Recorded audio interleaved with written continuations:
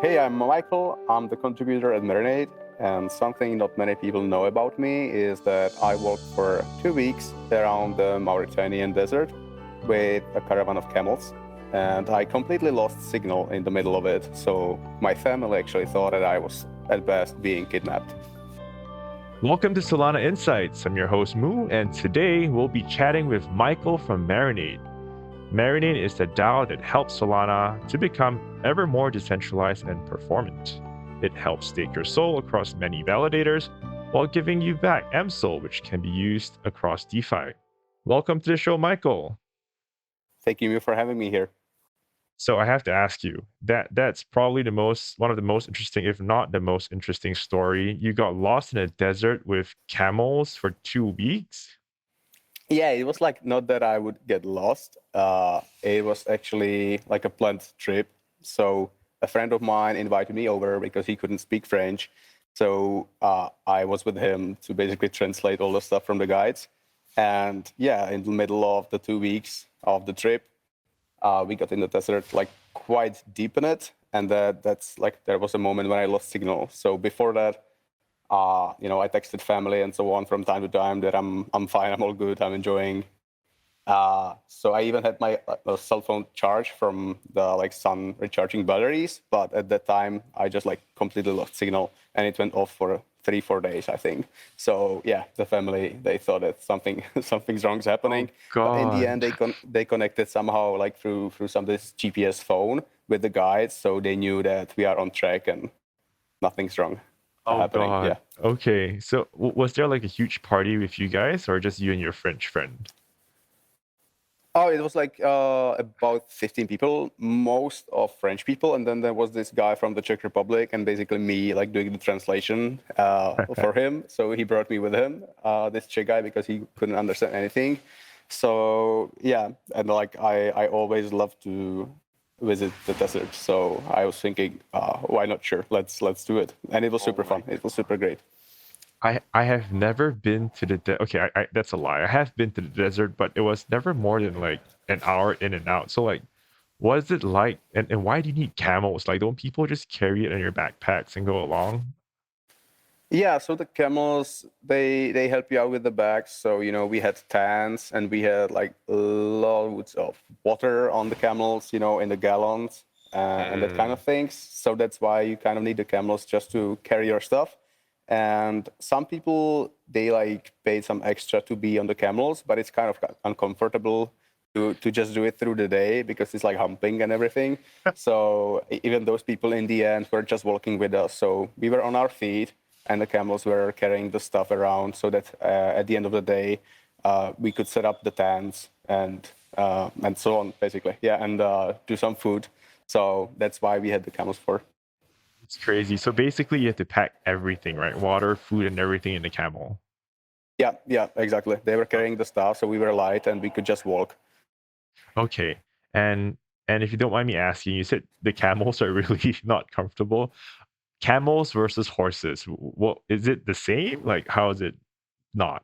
Actually, I can't compare it. I wasn't at horse myself, so I can't really compare it. But I mean, just for the camel, like you can go through it for let's say an hour, but then it starts getting like a humpy. You go like a lot of up and downs with the camel.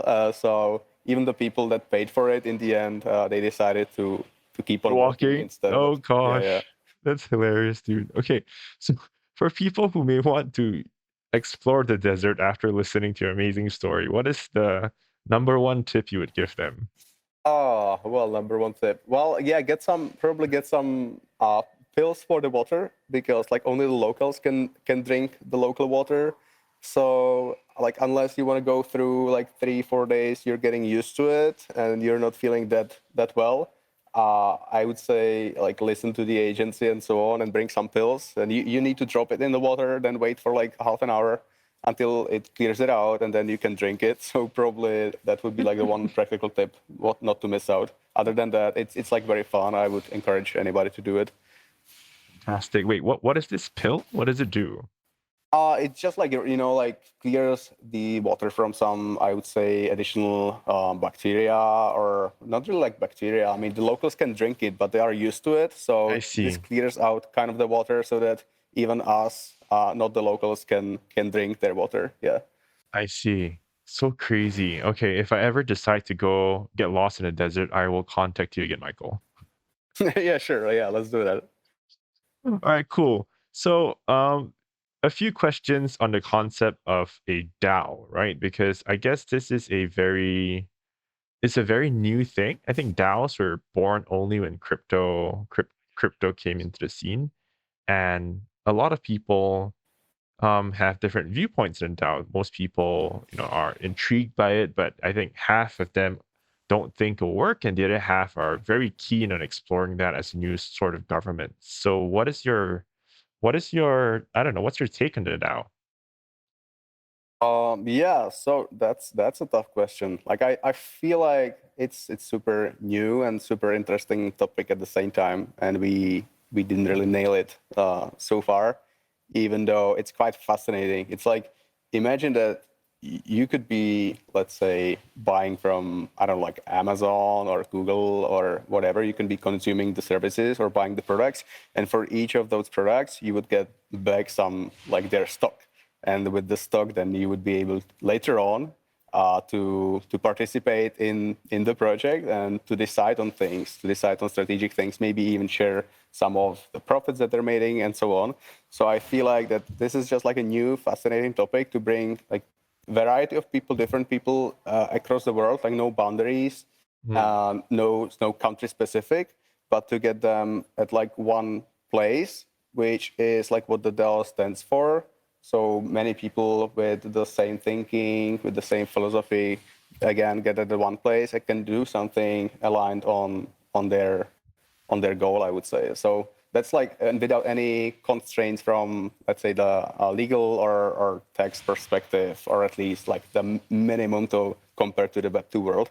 So from this perspective, I feel like that it's a new paradigm, new shift of how societies might work out in the future, and we are just like super early and starting to figure out Yeah. how to play the right way. Yeah. Right on. And just for the listeners who are not familiar with the concept of a DAO is essentially it's short for decentralized autonomous organization.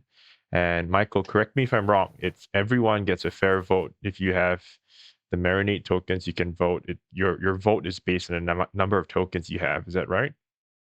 Yep. That is completely right. So Okay. yeah, like I would put it that, it's like a form or maybe the end goal of many projects out there to essentially or ultimately be decided and be voted on by token holding. So basically, the more tokens you hold, the more power you have. But it all starts usually from the team that sets up those structures, those formations, and then step by step moves the initial powers from the team to the DAO. And this is a Hmm. process of itself. So it's not like one big bang out of the sudden. Now we do the token voting, because that to me might be even a bit confusing and maybe even dangerous. Highly inefficient. I think that's one of the most Yep. criticized Yep. problems with DAO, right? You have too many cooks in the, no pun intended, too many chefs in the kitchen. Right. Yeah, exactly like that. Yeah. So why would you say that's sort of the end goal for most projects to become a DAO? Well, I think eventually, once you're mature enough and once you have a structure in place, I mean, uh, we want to extract, or I would think by myself that I would like to extract myself from, the day-to-day, week-to-week operations, so that I like to work on things, not in projects, but rather on projects. Hmm. So I prefer to set up some structure, some processes around, and to give the people some guidelines, and then let them do their thing, because I feel in the end there's like much more people out there more clever than we are, let's say, even now inside Marinade. So we feel we need to empower those people and we need to let them in. And for this, I think the DAO is effective structure if Okay. if done the right way. Yeah. But in theory, can't I, if I'm a whale, for example, I'm Elon Musk, can I just buy up a whole bunch of Marinade tokens and start taking over all the decisions? Well, yeah, you can do it. Like that's effectively the way how it works. As I said, for let's say Marinade, we at the team didn't decide to give up like the whole and complete control over the protocol. So we do it in like a very scientific way. We do it step by step, and we watch how people work with the tokens, how they vote on things. So we started with the very, very small things, but in the end, for sure, yeah, if you have a bunch of money, you can buy a bunch of power and you can steer it your way. Some people even think that you could like put it to an end, the protocol, but then like give yourself this thinking, like why would you spend like this loads amount of money just to acquire tokens and just to bury some project with all your investment in it? So yeah, that doesn't make kind of like a sense.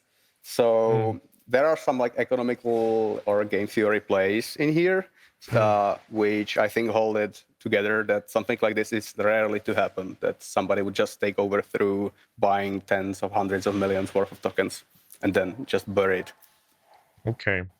But in Marinade in the early days wasn't even a DAO, or the concept of a DAO didn't even exist at that point, right? Marinade started very differently, if I'm not wrong. Yeah, sure. Yeah, I mean, for most of the projects, it's really like that from the start. The power lies on the team. So I would say that once we were on mainnet, one of the first thing that we did is that we moved the team power to multisig. So even within the team, it was spread, and that I would say was the first start to make the thing more decentralized. And yeah, not having like a one single point of failure, if I can say that. So that's how we started, really. And I think that you need to keep it as a project. You need to be flexible. You need to keep changing things because you learn every day, really, the new things, and you can't just wait for DAO to pass the vote in 2 weeks. If you find a hole in the protocol or you want to just update something quickly, you gotta have this power and speed, I would say, at the very start. So yeah, that was our choice. Okay. Tell me more about the early days of Marinade. Like, how did it start? Okay, how did we start at Marinade? So that's a fun one. It was nothing but a textbook start, I would say. So we started back in, I would say, January last year, so 2021, and actually I found another team called Tenderize that they already did some stuff with liquid staking, but not on Solana previously. So they did something with Matic, with the graph, so more like around Ethereum. And then I was thinking that since I knew the concept from Polkadot, where I moved from Ethereum because the fees were just super high at Ethereum, so I started looking at alternatives. And then through Polkadot, I stumbled on Solana and on this team. And then I found out that this team, they split up. So there was like only one guy at the team that wanted to keep on building. And it was basically me and this guy who applied with the name of Tenderize to the Solana hackathon back in February 2021. And we just like, I mean, at least for me, I just discovered Solana. I tried some stuff on it, and it was just this magical experience of sending your transactions through. And it was like super cheap, super fast. So I was like, okay, let's try to figure out what this is. And actually, we applied to the hackathon with the liquid staking idea for Solana, since there was no liquid staking. Everything was just really getting started. And then, yeah, we discovered like a lot of stuff through the hackathon. And I found a bunch of people on Discord, actually. So that was I would say, foundation of the Marinade team. And then we went through the hackathon, and at the very end of the hackathon, I think we were awarded like a third prize in the hackathon. So we were kind of successful with this Tenderize project. But then the initial team from Tenderize, they came alive, and they said that we can't really use this name that they are still going to do liquid staking, but not on Solana.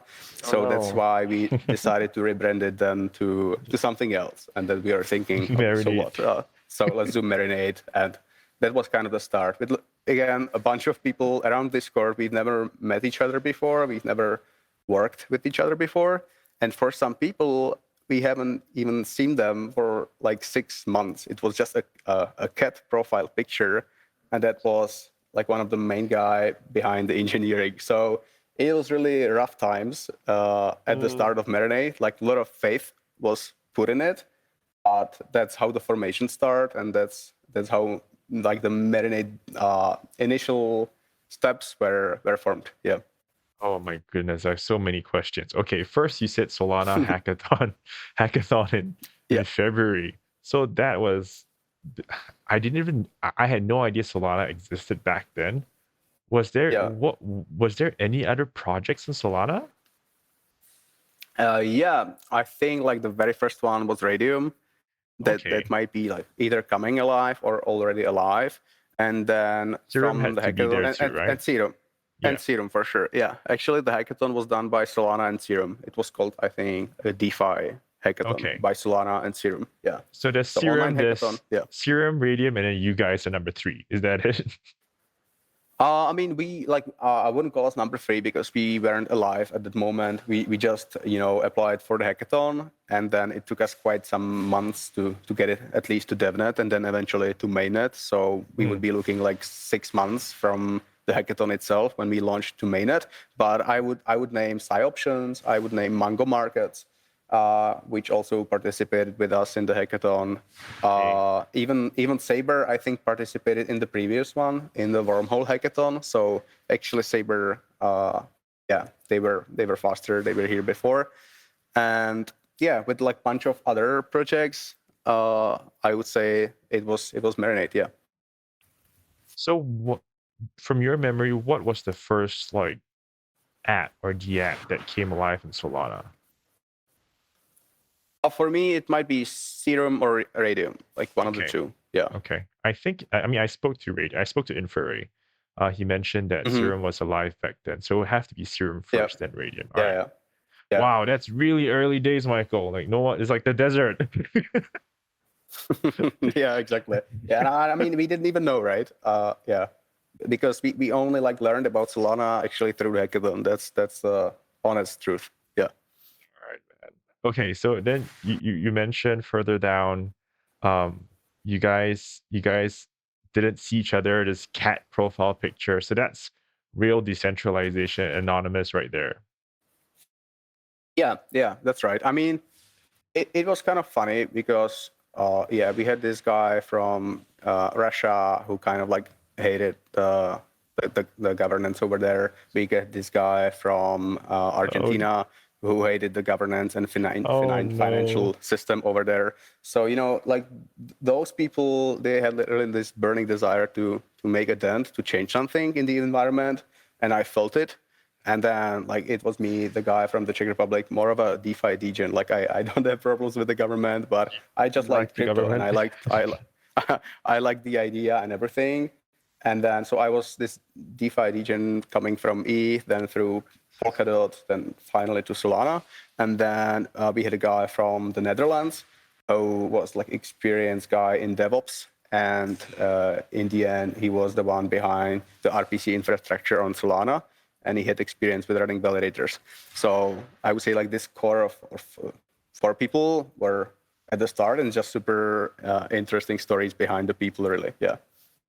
And are 4 of you still in Marinade? Yes, they are around more or less. I mean, for the Dutch guy, so that's Marco. He decided to go with the RPC infrastructure. So now he runs a thing called Triton on Solana that runs almost every app. So we are still in touch. He's just like not as in Marinade as he was from the very start, because he needs to focus now on the RPC infrastructure. But with the other people, yes, we still do work on Marinade day to day. Exciting. So this, it seems like a bunch of people who are not very happy with their governments. So we find a new universe called crypto. I love it. Yeah. So it sounds like it was pretty rough at the start with Marinade and the whole, setup structure. What was like the most painful period or the hardest decision that you had to make? The hardest decision. Yeah, probably. Like I was quite stubborn because I told the other people that if we are going to do this, we are going to launch a project in crypto. That was my first time project to do on crypto, really, Marinade. So from the Web2 world, where I did bunch of mistakes with my previous startup, I was like, I'm not gonna repeat the mistake again. So I was a bit stubborn, and then I told the people we are not raising any VC money because I just felt that we need to go through it. We need to be somehow heard and to be Mm, put through the critical experience of making the product right before there are any funds flowing in. And I mm, always admired the projects in the Web2 space who made it without any VC money, any investment, who just made it from the ground with the pure community around them, and that eventually the community somehow funds them through buying the products. So yep. that's, I think, very healthy approach. And so I just wanted to do this with Marinade. So I told all the VCs, no, we're not doing it, and we don't want your money. And that was kind of hard. So we got through the few first months with Marinade with the help of Solana and Serum grants, and we are super grateful about this because it helped us get through the month and also paid some of the people that just couldn't work for free, basically. And so I would say that was maybe the toughest decision when we decided that we are going this route of being independent, no VCs, no private sale, no public sale, and no token even. So we told the people that we are launching Marinade first, the product, and then it will be helpful enough, the product itself, and then eventually, if they feel like it, we might build some DAO structure, some governance around the project. So that's what we did. We launched first Marinade, and then eventually, only 3 months later, we launched the governance token. Until date, there's no external funds raised, right? There wasn't any VC that came in. No, not really. We had a I wouldn't call it VC, but we had a veteran guys from the financial world, but they came in as a team member, really. So they got a Okay. team allocation, and they needed to work it. So yeah, we didn't get any VC money at all for buying the tokens directly from us. So Okay. until now, Marinade. So just recently, Marinade did this. We called it a token exchange program when we exchange part of the Marinade treasury, MNDE tokens, with the builders of Solana. So the validators and the protocols out there, we exchanged a part of MNDE with them. But that was not to raise funds again. That was to invite more people in Marinade and to make Marinade more decentralized, to make it to be owned by all the ecosystem. So that was all the idea. But besides that, we didn't raise any VC money. Yes.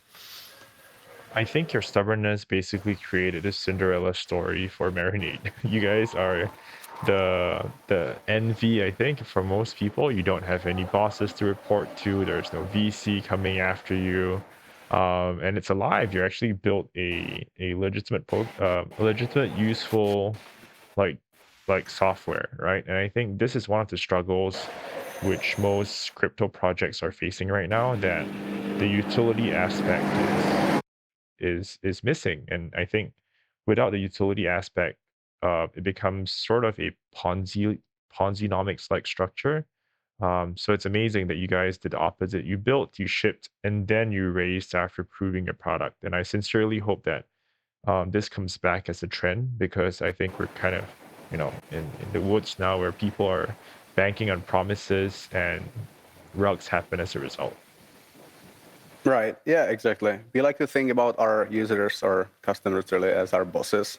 So yeah, we like to build it for them and to work for them. And if they feel like it, I mean, by using the service, that's how Marinade keeps alive and gets funded actually to get it through the month. So yeah, I totally agree with you on this. And how does Marinade earn, if you don't mind me don't mind sharing? Sure. Yeah. So we have like we needed to make this right because we didn't get any external money, as I told you, and we actually were break even in the second month of starting. So we needed to get this right to make sure that we have some money flow again to make it healthy model. And then we decided to go for management, like ongoing fees. So with Solana staking, we basically take a cut on the staking rewards. Okay. So you put Sol in Marinade. We put it to more than 400 validators, and then from the staking rewards, they put it back. We put it back to the Sol holders, so they appreciate on their mSOL. But on this, we also get some cuts. So we used to set 2% performance cut on the staking rewards. So that's one part. And now it's on 0%, and we might be changing it soon as well, again with the DAO governance. And then second part of it is the unstake fee. So if people want to swap from mSOL back to Sol, they have now a bunch of options, like doing it on external markets, be it Saber, Mercurial, Orca, or the other markets out there. And at the same time, they can choose our first internal Marinade market, which swaps it for some small fee. So that's basically like the two revenue streams that Marinade makes money at the moment. And we are now like whole rethinking the model as we might be going down to the infrastructure layer to build additional revenue streams to Marinade from now on. So yeah, super exciting about that. That's correctly. You said you guys are going to zero out from 2%. We did like 2 months ago. So we did a 0%, just like compensate for some stuff that that happened around Marinade. So we said like to make it right, we put it on 0%.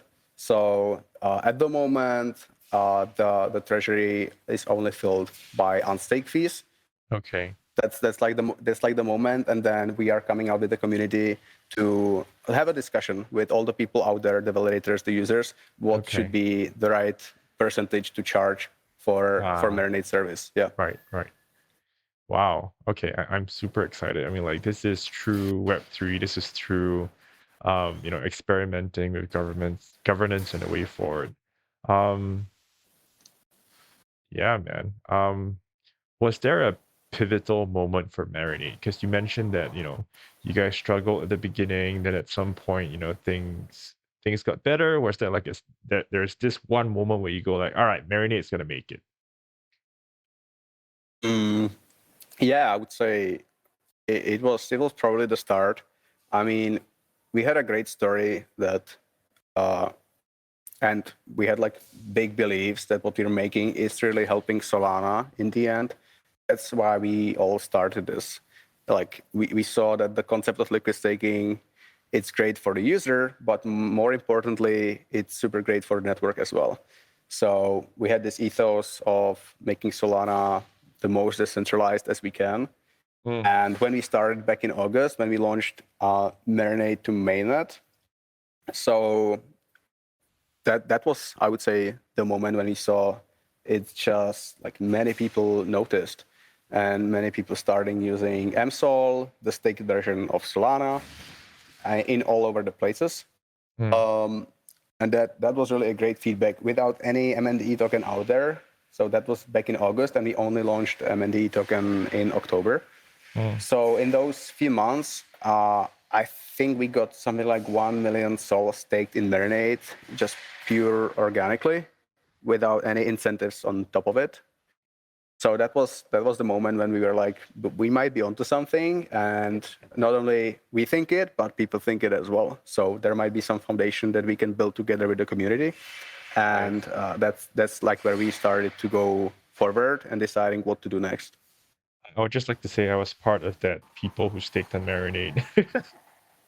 Yeah, thank you for that. Thanks for that. I'm Seeing OGs around, it's always great. Oh man, all right. So it seems that you kind of like decided really early that you wanted to do this new structure of a DAO or decentralized organization, right?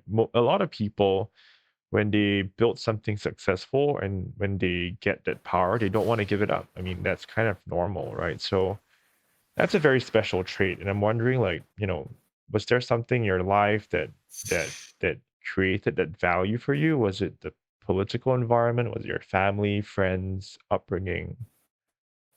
Yeah, I mean, truth to be told, even in our team, we are split on how to approach it, right?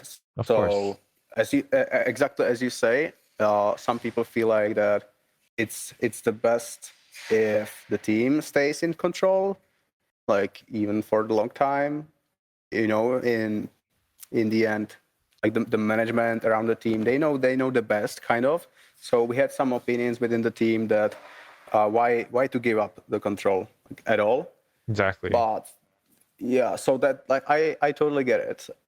And then at the other hand, you have this feeling, and as I told you, if we are building this for, you know, the tens of years to come, and not only the next month or so, we might have probably many people outside of the current team of Marinade that would like to contribute and that would like to come in and participate. And if we don't have an easy way for them to do it, so they also feel compensated for their work, and they feel like that they really are the owners of Marinade. They are part now of the system.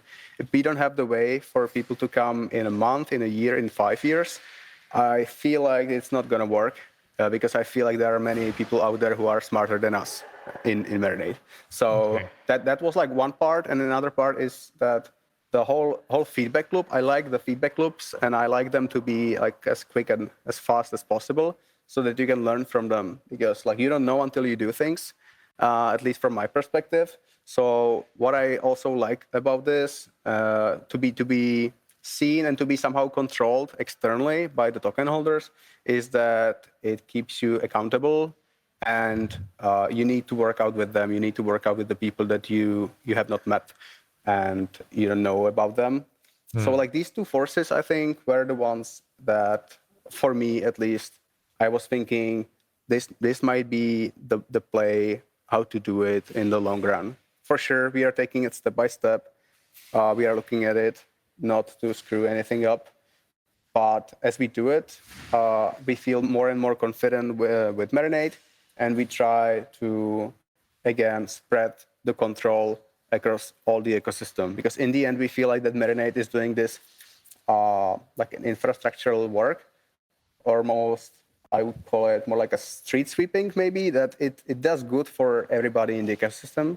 So we feel like that everybody in the Solana ecosystem should be part of Marinade. So everybody should own it, and everybody should decide on what Marinade does. Right on, man. So I'm gonna ask you a really hard question because I haven't asked you Sure. enough hard questions. It seems. No, I'm kidding. Sure. So there's been this like debate almost, and I've spoken to some of the really great validators, in my opinion, people like Lane. I spoke to Nox Trades. They're all contributing in more ways than just a validator, right? And Mm-hmm. I guess in Marinade, you try to decentralize as much as you can because that's how the network in theory gets stronger. But you have this opposing force, which is, hey, these people are going above and beyond, so they should be compensated more. If more and more people use mSOL, then they don't necessarily see that bigger reward. So why bother? So so what's your take there? It's two very different things. One is give the rewards equally. The other one is, before Marinade, the validators that did the most work and contributed the most had most amount of limelight on the forums, on Discord, and they got a bigger stake. So they got fairly compensated for the additional work they did. Got it. Yeah, that's a tough and a great question at the same time. And I think I was asked similar one at Breakpoint from Dan Albert, from the president of the Solana Foundation, actually. Wow. And it's fair. It's fair that, yeah, some people think that now that when Marinade is out, they don't have like enough power to influence the people out there to get their stake. What I like, how I like to tackle this is that I feel to run a validator, you need to do basically like two things, and you need to be good at them. And that's like, one, running the validator, I mean the node, making sure it runs And so taking care about all the hardware and software stuff around your validator. And then 2, attract some stake. So that would be community building, helping people out there, that people like you enough, and then they give you some stake. So we feel like that the number one thing to keep your validator running and to make sure it's always up to date with the latest version, you have enough backup, and you really monitor it, and you do the hardware thing the right way. We think this is a hard task enough for you. So that's how Marinade comes in, and would like you to focus on only this one thing. And then you can get not only the same stake that you used to have, but maybe even more. Because what we try to do is also at scale, go to people out there and tell them, educate them why they should stake. And then Marinade only routes the stake to the performant validators. So if you're performant and you do the one thing right, you may be actually be even better off and get more stake than you used to have. So that's like how we want to tackle it, is that Marinade is not here to fight the validators. It's more here to help them. And actually in like 2 months back, we decided to open up so how Marinade works is that we have this delegation strategy that decides how to stake the SOL within Marinade. And it used to be 100% run by a transparent, permissionless, open strategy, which was totally algorithmic. And we opened 10% of the TVL, so 10% of all SOL within Marinade. That's now earmarked for being decided by MNDE votes, actually. So that was one of the first steps that we did for MNDE governance, is that now people can decide where actually the stake goes. And that's not dependent on the formula. The 10% of it is dependent on MNDE voting. So then, again, the people that do something for the ecosystem, for the community, can let their people know, look, you guys have some MNDE, let's maybe vote for us, and this way we get more stake. So it evens out, and I feel like it's coming all together. But I get your original point that it's a tough topic to get right, I would say. Yes. Yeah, I don't think you'll get it right anytime soon. It's a lot of experimentation. But I guess because people can independently delegate to these guys, they still can differentiate themselves and get rewarded for it too. Right. Yeah, they can still do it. We just feel like that for sure we're biased, but the Marinade way is kind of like the right way, because you don't put like all your eggs in one basket. That's what we're saying. So you're not only diversifying the risk for the network by staking to 400 plus validators as Marinade does, but you're also diversifying the risk for you. Because if you put everything in one basket and then the validator goes down, and we saw even one of the top validators going down from time to time, you lose on your rewards, and in the future you might lose to be slashed. So you might even lose some of your principal. Yeah. Right. So we are thinking it's working both ways. And people need to find the right balance. At the same time, there is smart contract risk with Marinade involved, so that's a fair point as well. So people need to make their decisions for sure. Fantastic. So how big is the team today? It seems like you guys have grown so much. Yeah, we've grown so much. That was like one of the pain points, I would say, as we went, because from like 5 people in August, I think we were like 30 in December with like the contributors around. So that was way faster than we wanted somehow.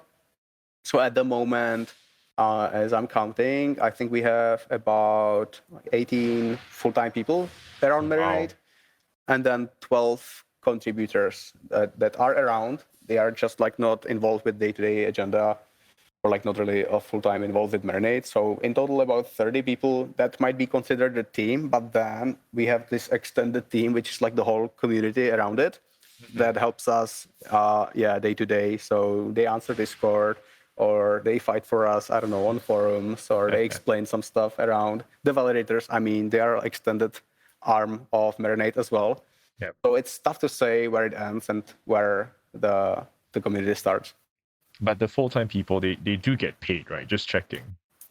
Yes, they do get paid. All right, cool. And last question on the Marinade structure. I hear that you use the term contributor a lot. Um, is that just a general term for people who are working with the team? Well, we think about, or like I think about contributor, anybody really that's contributing to Marinade. I mean, so I consider myself a contributor, maybe who was there from the early days. Mm, But I feel like I don't like, super hierarchical structures. So there's no saying that CEO? there is no CEO, like we are trying to be all level. For sure, we have the areas of responsibilities within the team, and then we have something called like the master chefs, which is, I would say, the core team within Marinade, and those are the Ah, full-time people around. And then we okay. have the chefs around.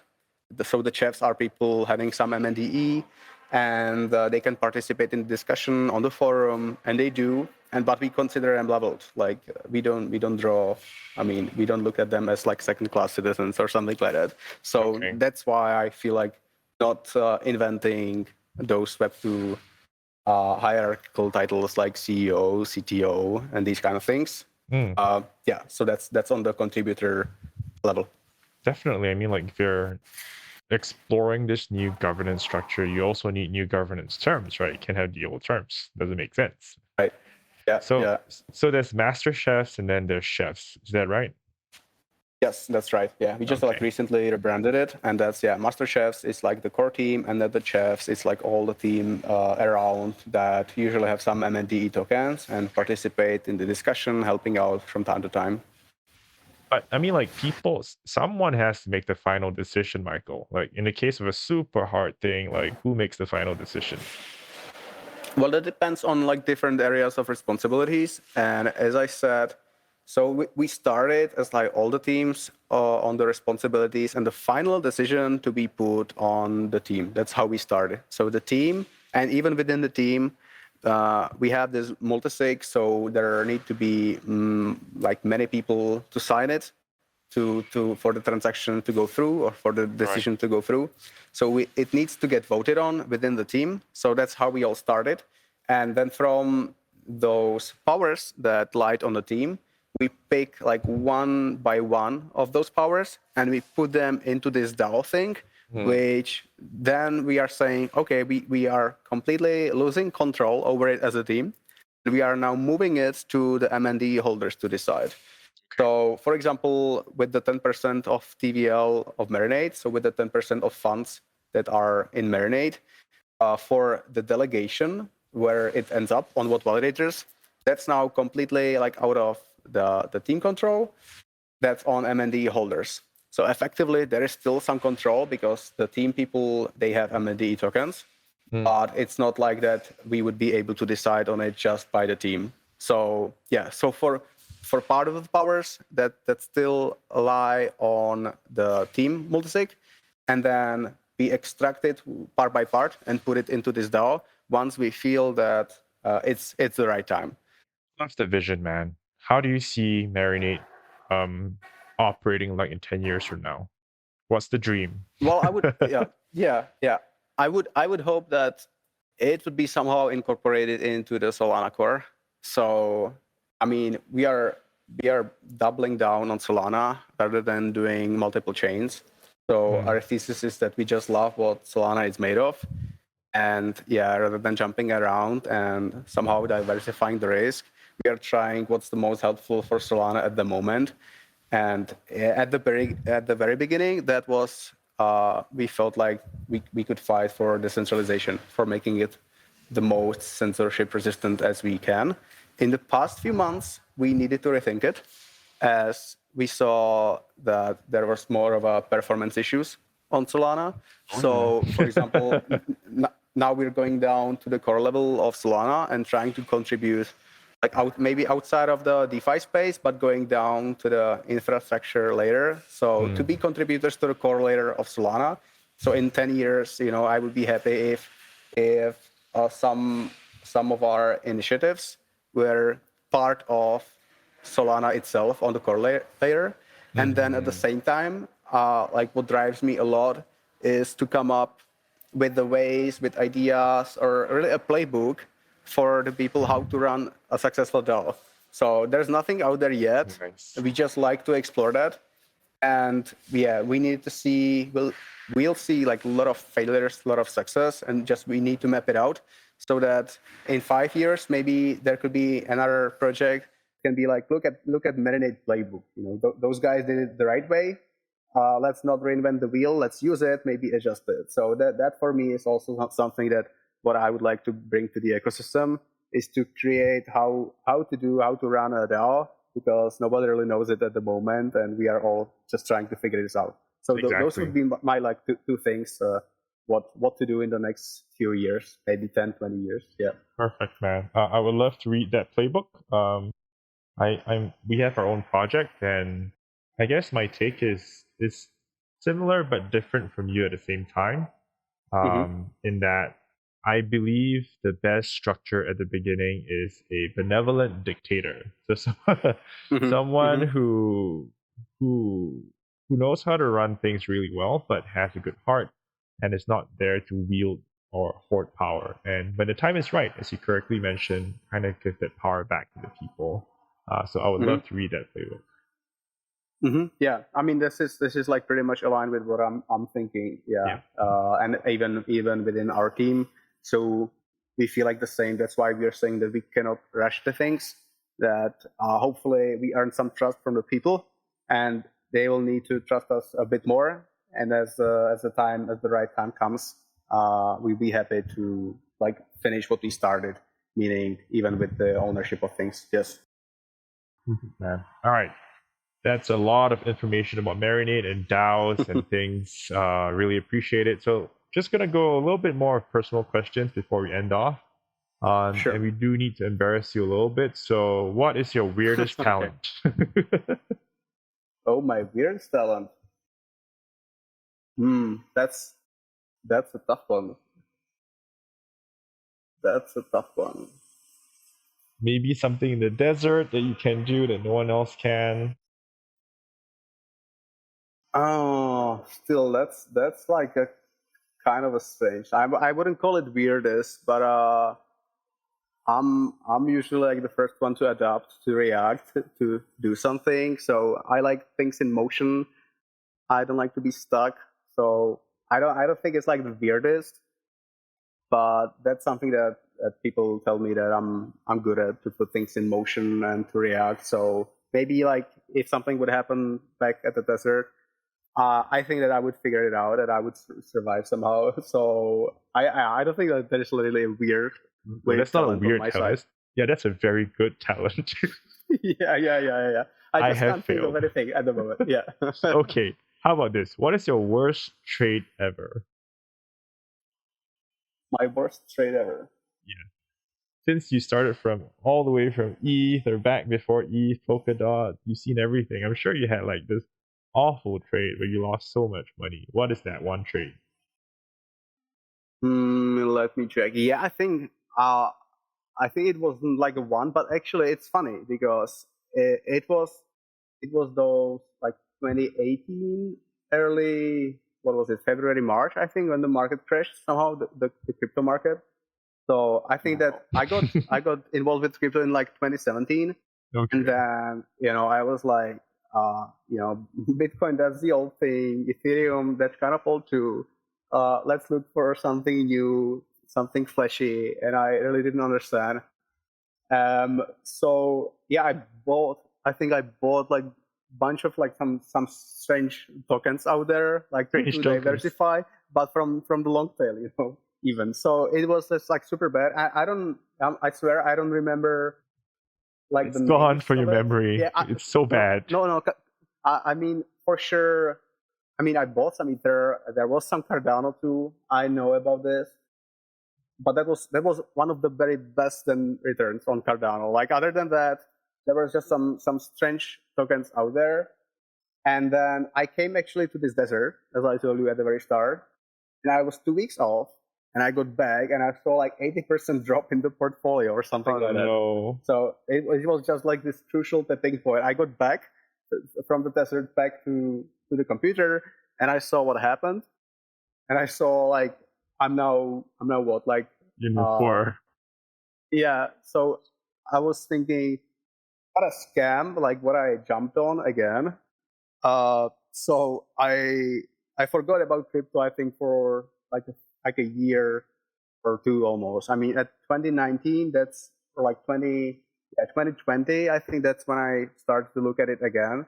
I felt like I'm giving you a second chance because in between that, yeah, I was just thinking that I jumped like on something very bad, and I got scammed. So at 2020, then I realized that let's maybe try to look at it from the inside, from like technical perspective, what it can do from the technology perspective, not from the price point perspective. So that was my lessons learned back then. But I don't remember like the worst The worst coin. trade actually. Yeah. Are you sure it's not price though? You're mentioning very specific periods in which the bull market happened, back in 2017 and then in 2020. Yeah. So, but as I told you, like 2018, that was the time when I got hit, as many people out there, I think, Yes. and that was like my first bear market. And then as I said, I was like, let's forget it, let's put it out of my head, and let's do something different. And I came back to it just with the DeFi summer and a few months before that. Yeah. Perfect. All right, cool. Last section, we have something called rapid fire, and this is basically just me giving one or two keywords, and you can respond with a single sentence. So don't overthink it. Just go bam, bam, bam. Okay. Ready? Yep. Let's do it. All right. Whales. Orca. Yeah, like the first thing that comes to my mind is Orca. And then for sure, people out there that have loads of money in the crypto and can steer things. Orca, I'll be very happy to hear that. All right, Solana Summer. Solana Summer. Well, that to me is still like the time when we launched Marinade, to me personally. Yeah, that was August when we launched Marinade, so everything was around Marinade. We were on DevNet, then on mainnet, so I'm biased here. But that for me was the time when we launched the thing. So that was funny. Nice. Women in Web3. Sorry, what was that? Women in Web3. Women in Web3, a big topic to me personally. I feel like that not enough. Not enough. Not enough. In our team, actually, as I told you, we have about like 25, 30 people. We have 3 women in our team. So I would say like this still beats the average team out there, the ecosystem. And I feel that we need to bring in more. I would love to do it, and I feel that we don't have enough because we are like the society is made of women and men, and if we don't have women in the room, I feel like we are missing 50% of the customers' opinions. So that's why I'd like to fight it or to help it. Yeah. All right. Lambos. Lambos. Yeah, I mean equals people getting like loads of money from crypto to me, but I mean me personally, I don't think that I'm a Lambo guy. But yeah, to me, what comes to my mind is the people that they exchanged some Bitcoin in very early, and they just recently found out that it was not a scam, or they found out some balances still, and they can buy big things with it now. So that to me is Lambo. Yeah. That reminds me of the whole Mount Gox thing. Do you read? They're gonna get their Bitcoin back. That's crazy. Like it's a forced diamond hands, because I don't think a lot of them would have held all through the whole rise and the fall. But they're basically going to become like suddenly millionaires. So that's going to be very interesting to watch. Yeah, for sure. Yeah. All right, coffee. Tea, because I don't drink coffee, and I mean, my grandpa, he like all the time when he's a coffee, he likes it, he just enjoys it, and he asks me every single time, okay, have you already started drinking coffee? And I tell him, no, I'm still on green tea. So yeah, if I have a meeting at the cafe, I need to do latte or something. I need to mix it with a lot of milk because I don't enjoy coffee personally. I am right there with you. I've asked this question to everyone, and everyone loves coffee, but I don't drink coffee. So, Michael, you and I are best friends right now. Interesting. Yeah, yeah. All right. Ethereum 2.0. Ethereum 2.0. Well, promising concept, maybe bit outdated now. Like if we would have it, I don't know, like three years back, Oh maybe at no. that time it would be cutting edge technology. And I hope that I can trust, the people around Solana that it if it arrives, like it will have some problems. So I'm not really super bull on ETH 2.0. Yeah. So Oh no. when it comes, but I'm like I'm looking forward when this comes. I 5 feel years like from that now. we'll see. Like I don't wanna judge it. I feel like at the same time it's just extremely hard and need to be get done right. Hmm. The whole thesis around it and the theory, I love it. So if everything would be that it would end up like it is on the paper, it might be super great. I just feel like that usually the things they don't end up like this. So we'll see. It's like to me, it's a bit more. It reminds me of Polkadot. When as I told you, from Ethereum, I jumped on Polkadot, and I love the concepts. I think that like they are the best academic minds around it, but they just at times it seems to me that they overthought it, and because they overthought it, they wanted to have as like perfect as possible. It's very hard then to land on the reality road. Do you get what I mean? Yeah, I So mean, that's like where absolutely. Solana, flashed for me because yeah, they were not ready. They called it beta, but still you could do something with the true real money out there. So even it was like testing in production kind of. Real And talk. I feel like this is going to meet a lot of other projects as well. Yep. They're just not out there. So yeah. Absolutely, real talk. I mean, like, you can have the best ideas. Best ideas don't always win. Best execution wins. And I think this is something everyone should pay attention to. All right, man. Yep. This last question I ask everyone: Mm-hmm. what percentage would you say your success had to do with luck? So luck versus hard work. How many percent went to luck? Mm-hmm. That's a good one.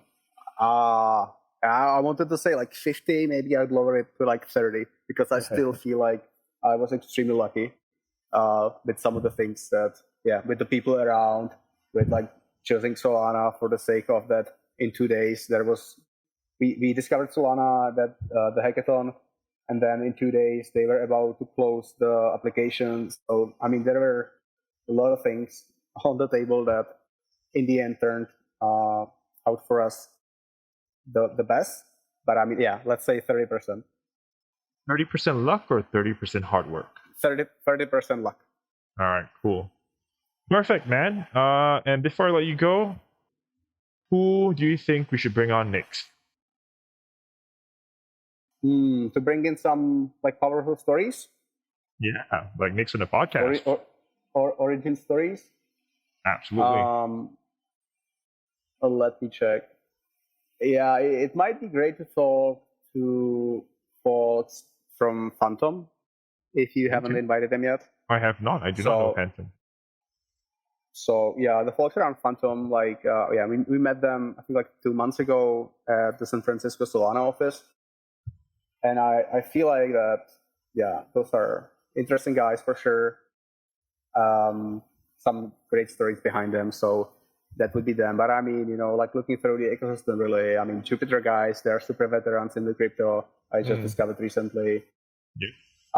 Orca people, I mean, the whole like design people around Orca, that's fascinating as well.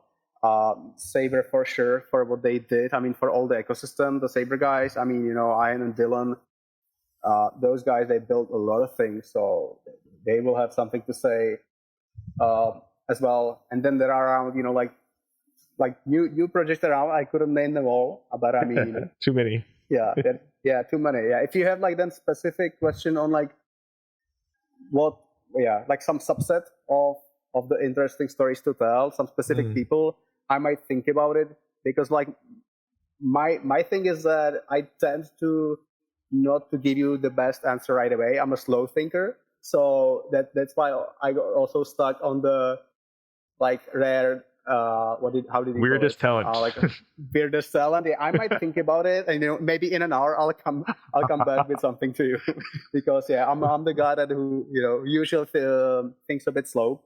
But yeah, those were the people that comes to my mind really. Okay, I mean, I think someone's linking me up with Ben from Jupiter. I think Rooter's linking me up with Ori from Orca. So Phantom, not yet. Yep. So if you link me up with Phantom, I'll be very happy to bring them on. Okay. Perfect.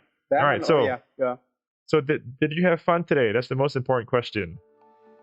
I did have fun. Yeah, it was all good. It was all fine. I mean, the best way to start the morning, really. That's amazing to hear. So thank you so much. It was really a blast having you on. I appreciate your thoughts. I learned so much about you and the desert. So thank you for coming on the show today. Thank you, and it was great spending some time with you. Thank you for having me. Hey people, I hope you enjoyed listening to our podcast. Our Solana Insights podcast is all about having real conversations. We talk to builders and users of Solana and make their stories available to all. To listen to more of our episodes, come find us on YouTube, Spotify, or Audius. And if you'd like to chat, hit us up on Reddit or Twitter. Solana Insights is a not-for-profit organization and is made possible by Player 2. Until next time, this is Moo, signing out.